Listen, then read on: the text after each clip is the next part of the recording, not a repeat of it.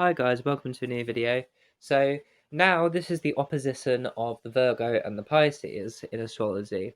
So Virgo, basically, I like to describe them as being a service sign. Now both the Virgo and the Pisces, both signs have this theme of being dutiful and highly sort of service orientated toward other people.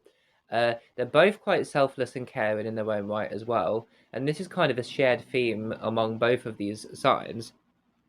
So, whereas the Virgo is service towards others and aiding and helping others, if you like, in the domain of practicality and earthly sort of requirements and those sort of things, Pisces is the aid in a more spiritual sense, a more highly evolved third eye psychic sort of sense. But they both share this underlying theme where they're service orientated and dutiful. So it's like they both have this theme where they want to help others um in some way or another. Fundamentally, that's kind of the theme they both share between them as signs, but the difference is that the Pisces does that in a spiritual sense, the Virgo does that in a practical sense. So basically, the core of the opposition, though, is that you have Pisces on one side, which is motivated very much by the bigger picture, the broader stroke, the sort of thing about life, and these more religious, but especially spiritual sort of themes and undertones. And then on the other side of things, you've got the Virgo, who is very laser focused on details, the small details of every single matter, and also, obviously, as they're an earth sign, the more grounded, earthy, practical sort of aspects of life as well. So you've got kind of the order obsessed side, which is the Virgo, versus the spiritual and almost order hateful sort of attitude, which is the Pisces from the Pisces side. Because Pisces kind of has an aversion to order and structure, they don't like those things.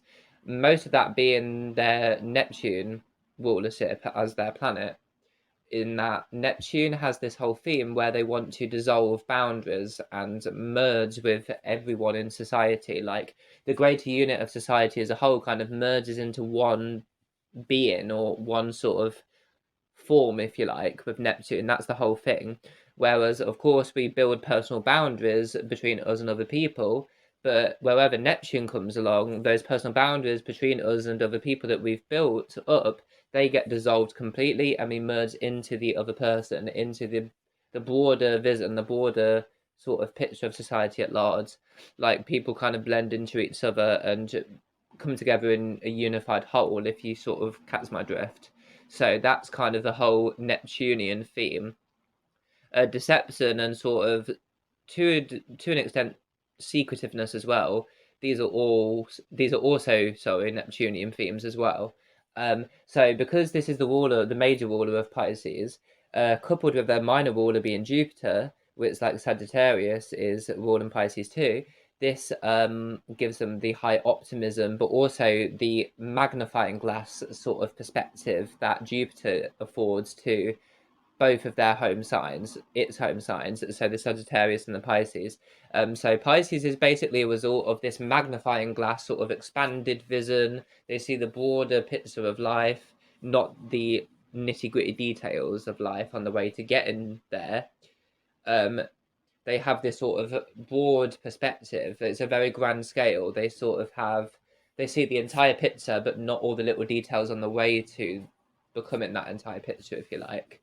So that's Jupiter, and then Pisces also has Neptune, where all the personal boundaries are dissolved, and all of that added together, that combination is what Pisces is. Whereas Virgo, they actually weaken Neptune, so they are not so much about blending as one unified whole into like humanity in general. They're more about keeping the personal boundaries strong and separating yourself as an individual from other people in society at large. So they do have more of a sense of individuality, and then they are less selfless as well in that sense, because that is the fact that they do weaken Neptune because they are opposite to Pisces. And then they will also have an interesting dynamic where Jupiter, the other rule of Pisces, is also weakened, detrimented. So they also have like less of an optimistic perspective, but Jupiter does, as I say, also act as this magnifying glass. So they have less of a broad range perspective and more of a nitty gritty detail perspective. That is also further enhanced the detail orientated only perspective by the fact that they are also a home sign for Mercury, and they both exalt and dignify Mercury. So Virgo has this very Mercurian sort of energy, whereas Mercury is logic and analytical sort of abilities as opposed to emotion, and Mercury is also about smaller details.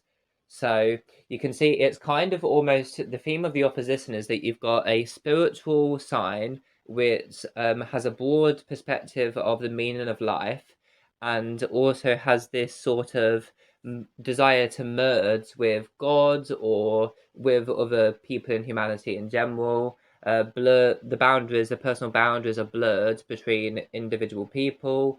Um, Along with this sort of very spiritual orientation, which is Pisces, versus the Virgo, which is very grounded and not so much about merging with humanity in general. They're more about keeping their personal boundaries strong, and a very strong Mercury presence, which is very detail orientated. So you've got detail orientation along with keeping yourself strongly separate from other people in society, versus someone who ignores the details a lot more and is more about the broader perspective and also wants to merge a lot more with the rest of humanity.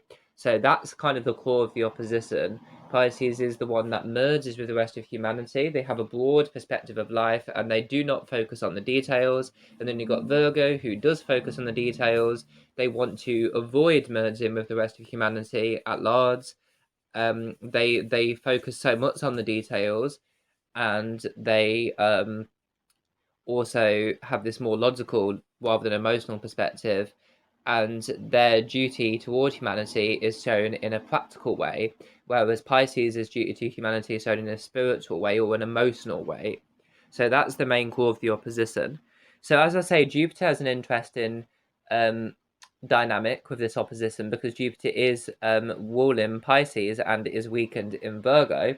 So you've got on one side a highly optimistic but very naive at the same time person, which is the Pisces, and then on the other side of that, you've got a very sort of innocent-minded person, pure-minded person, but not at all naive and very much grounded in the real world, which is Virgo, but with a lack of optimism. Like, I feel like Virgo has this realistic pessimism similar to Capricorn. Virgo tends to be less negative than Capricorn, I think, definitely, but they do still have this more of a pessimistic perspective rather than an optimistic perspective, and I think it's because they are more grounded in the real world. They have a clearer perception of what reality is versus being in a dreamland, which is Pisces.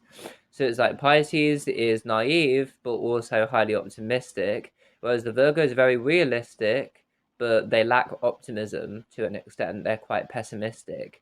So that's the main sort of core of the opposition between them, the differences. I feel like the Virgo, they want to create order, they want to create structure, not in a Saturnian way like Capricorn, but they're more sort of, they just want to be clear. They want everything to be clear, concise, to the point, but they do, on the way to getting there, they try and perfect every little detail. They look at every little detail in the way and they perfect them. They really try and refine every single detail on the path to the end result that they want to achieve. Um, in a very step-by-step plan. Whereas the Pisces, they have a much more chilled out perspective on life. It's almost like what Virgo can learn from Pisces is to relax a little bit more, go with the flow a little bit more, and be a bit more chilled because Pisces is quite accepting. They just let things happen, which prevents them from feeling a lot of anxiety because I feel like if Pisces were not so chilled, they would let their emotional tornadoes that they always experience really get the best of them and get on top of them, which I feel like Cancers can do a lot. But Pisces, I feel, is a lot more calm. They have a lot more equilibrium as a sign in general than Cancer does. And I think it's because they're more chilled. They don't worry about analysing their emotions so much. They just let them be. They just let them happen. They let themselves feel them. So because Pisces, they kind of swim around, they're fishes, they just kind of float by the tide of life, and what comes to them, what doesn't. Of course, this makes them quite impractical and ungrounded, but it does at least reduce a lot of their anxiety over life, whereas, and they don't stress themselves out too much. So the Virgo can learn that from the Pisces because the Virgo analyzes the little details so much that they lose track of the bigger picture. They lose sight of the bigger picture because they're too busy focused on the small details on the way of getting toward whatever goal they want to achieve for themselves. So they're focusing so much on the little details on that path toward getting there that they stress themselves out too much and they become overly anxious all the time, and learning to just sometimes let life happen the way it's supposed to happen and chilling out a little bit more is something that the Virgo could definitely learn from a Pisces. And then the Pisces could definitely learn from the Virgo to be having more order and more structure in their life, to be a bit more like energetic in a practical sense, a bit more proactive, going after what they want in a professional sense, rather than just letting life happen. Because although it's good to be chilled out and just let life happen as it comes, sometimes if you really want a certain goal, a Pisces would just let it slip away without even really realizing, because they're just going with the flow so much. So the Virgo would teach the Pisces to be like, well, if you really know deep down in your heart, that you want to pursue a certain path in your life, and an opportunity comes up in your life where you can go down that pathway that you really want to go down, if you accept an offer or whatever, you need to, get a bit more purposeful and have more of a direction for a brief time, and then accept that offer so that you can then get granted the reward that you wanted. So if you kind of get what I'm trying to explain here, the Pisces might see like quite obvious sign that if they go down this path in life and accept this offer, they'll get what they really want. Like they'll get a creative career, they'll get a job or something, but only if they are proactive to actually accept the offer. Whereas sometimes the Pisces will just swim around and go, oh, I'm not sure. And then by the time they decide whether they want to or not, the offer's already gone. It's been given to someone else, or the job, for example, has been given to someone else because they were too slow to take the offer themselves. So the Virgo could teach the Pisces to just be like, if you really want this and you know you want this with your interest, and then take it, take it immediately. Don't dither as much. Don't be so indecisive. So that's definitely something that the Pisces can learn from the Virgo. Virgo, I feel, is a lot more direct than Pisces because they are so detail orientated and by the book. They are a lot more direct and they're a bit less flaky than the Pisces. So the Pisces could learn that from the Virgo, but the Virgo can be so deeply into the small details of life that they lose the bigger picture, they lose the broader perspective, and they also become really stressed out, and they're always constantly stressing themselves out and causing themselves way more anxiety than necessary, which the Pisces is the opposite. So they could teach the Virgo to relax more in that sense, and chill out the Virgo basically, and sometimes just teach the Virgo that you can have fun as well as being so detail orientated all the time. So that's what they can learn from each other. Now, I see possible problems in this though, is that Virgo does not like people who are unorganized. Virgo doesn't like people who turn up late for appointments, or like a meeting with them, or people who don't really know what they want from life or aren't very well put together. These things, these traits, they do irritate a Virgo, because a Virgo's like so by the book and they know exactly what they want. They're very organized most of the time. Of course, not all the time, but most of the time. So they don't like it when people are not organized and, able to do that in their life. And Pisces is basically the incarnation of all of the things that really piss off Virgo. But then on the Pisces side of things, the Virgo is basically the impersonation of all the things that piss off the Pisces the most inside of a person. So you can clearly see how they might really grate on each other's nerves, because they're both, all the qualities that they hate the most in a person are embodied and exemplified by the other side. So you can see how that could cause a problem. Now, this is the same with every opposition between opposites in the zodiac, of course, but Virgo Pisces too. The good thing about this, though, is that they are both mutable signs, so they are both adaptable enough that if they want to get on with each other, they are open-minded enough to work really hard to try and make it work and adapt their behavior to a large extent in order to try hard to make it work. So that at least is a positive thing that they both have. And also, earth and water traditionally are fairly compatible usually as well, so they also have that going for them too. But I feel like the Pisces will just view the Virgo as way too serious, a bit too by the book all the time. They don't relax and let themselves dream because they only are focused on things that are reliable or, you know, likely to happen. If they're not likely to happen and it's just like a pipe dream, the Virgo won't listen to it, but the Pisces will love exploring these pipe dreams. So I feel like the Virgo to the Pisces will appear to be way too by the book, way too serious, a bit too professional, and very critical and very judgmental. They're the two traits of Virgo that I think the Pisces is least able to accept. It really pisses the Pisces off because the Pisces is the opposite. They're very liberal, very open-minded, completely non-judgmental for the most part, and they're not detail-orientated, and they're happy to be that way and unapologetic about that. So they're going to see the Virgo being so super organized, analyzing everything, reading between the lines of every little detail they do in the relationship, which is going to really annoy the Pisces because the Pisces doesn't always think about what they're saying. They just say it like, and the Virgo will be hypercritical and analyzing everything they do, everything they say. The Pisces will not like that. I think that's the worst thing about the Virgo in the Pisces' opinion. And then the Virgo will look at the Pisces as way too wishy-washy, not grounded enough, not realistic or organized enough. So these are the potential problems that could occur in the relationship. If they do manage to work out their differences, though, they do have a very supportive pairing because, as do all oppositions in the zodiac, they either work terribly or they work perfectly because the personality that is missing from the Virgo, the Pisces will supply exactly that, and then vice versa. So on the Pisces side of things.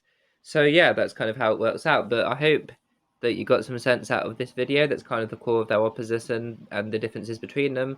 Thank you for listening.